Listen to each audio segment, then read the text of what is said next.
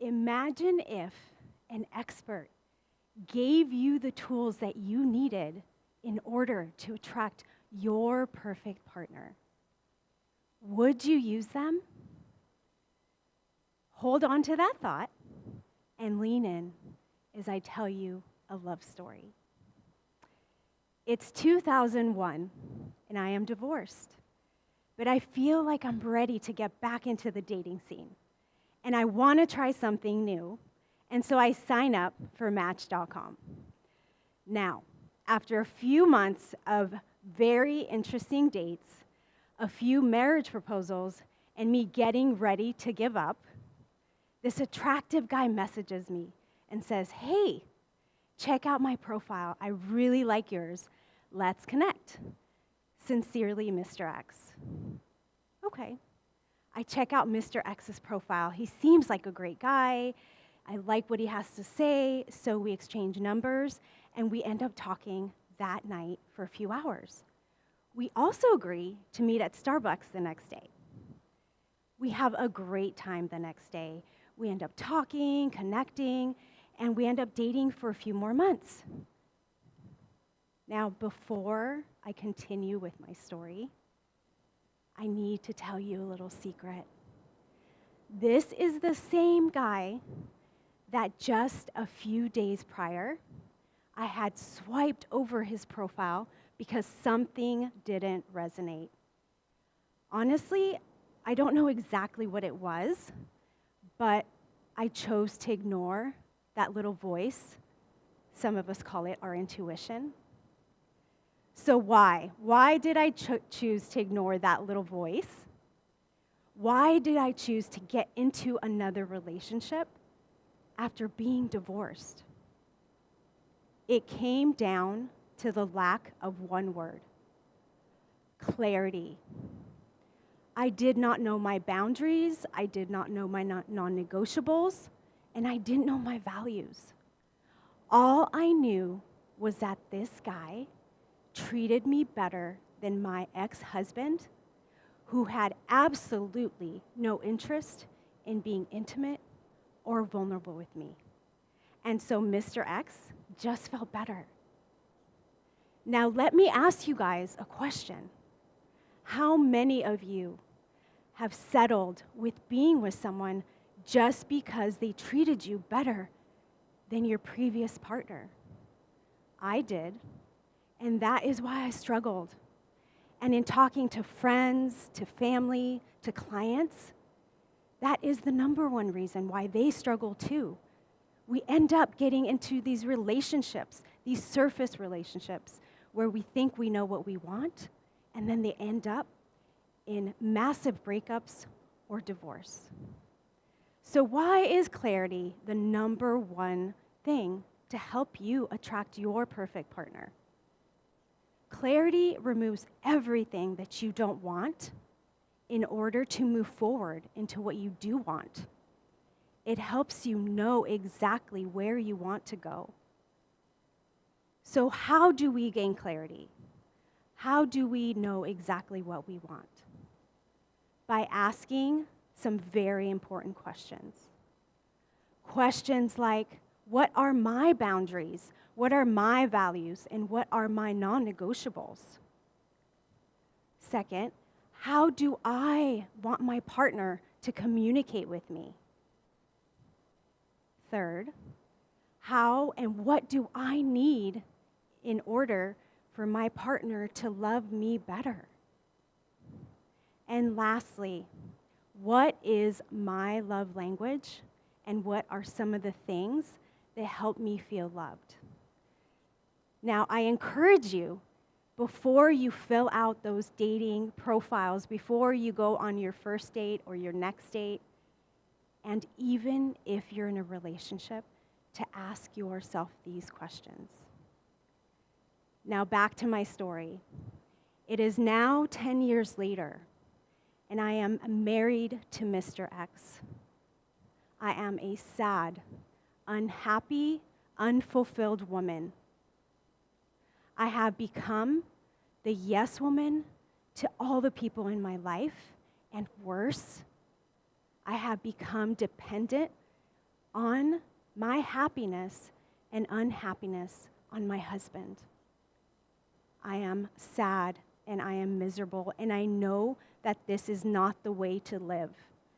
Something needs to change. I need to change. I feel lost, and worse, I feel like a victim. So I do what a lot of people do when they feel lost. I went on a soul-searching journey to find myself. I read and listened to hours of self-help books. I spent thousands of dollars on self-help programs. I became a coach and a mentor in several different areas. I studied the law of attraction for hours and had mentors like Abraham Hicks, Eckhart Tolle, and Brene Brown.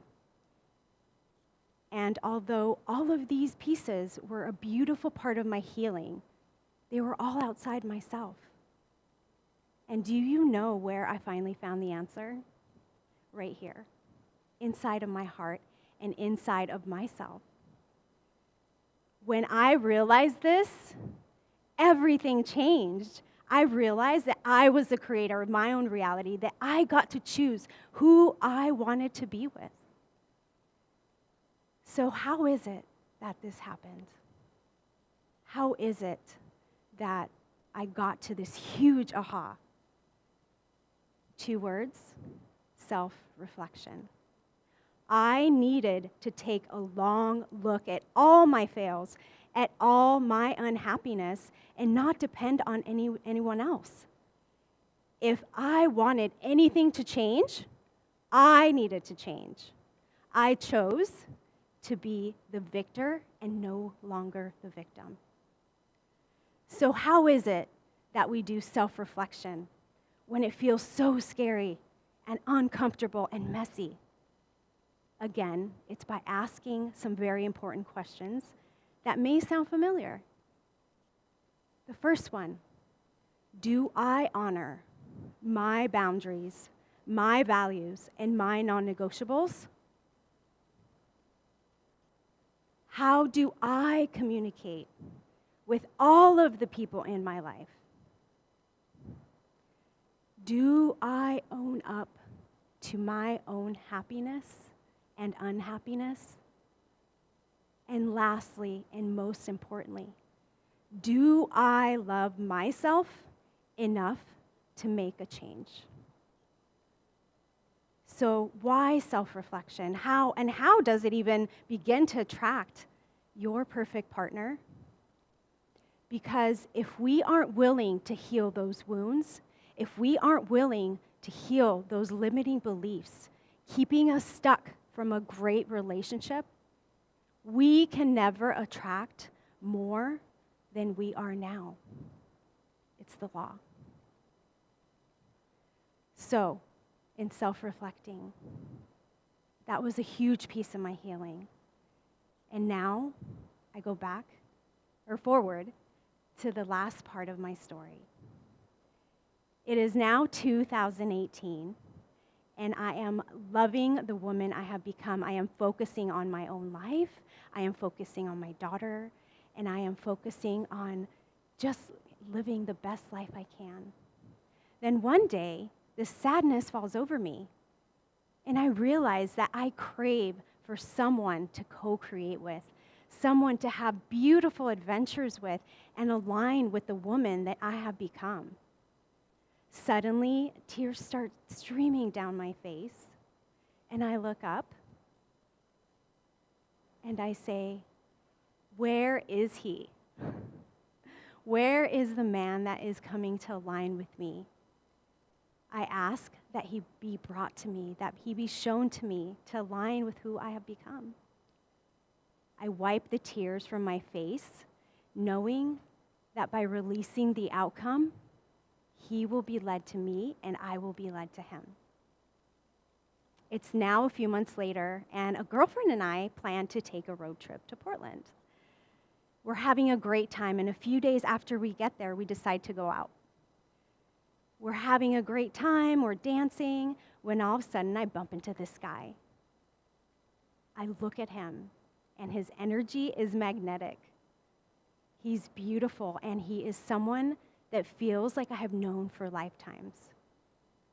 We end up spending an evening together, exchange numbers, and he leaves. Now, a few days later, my girlfriend goes home, and I get the courage to call him and see if he can hang out for a few more days. Now, we end up spending more days together, and I just love who he is, and I really resonate with him.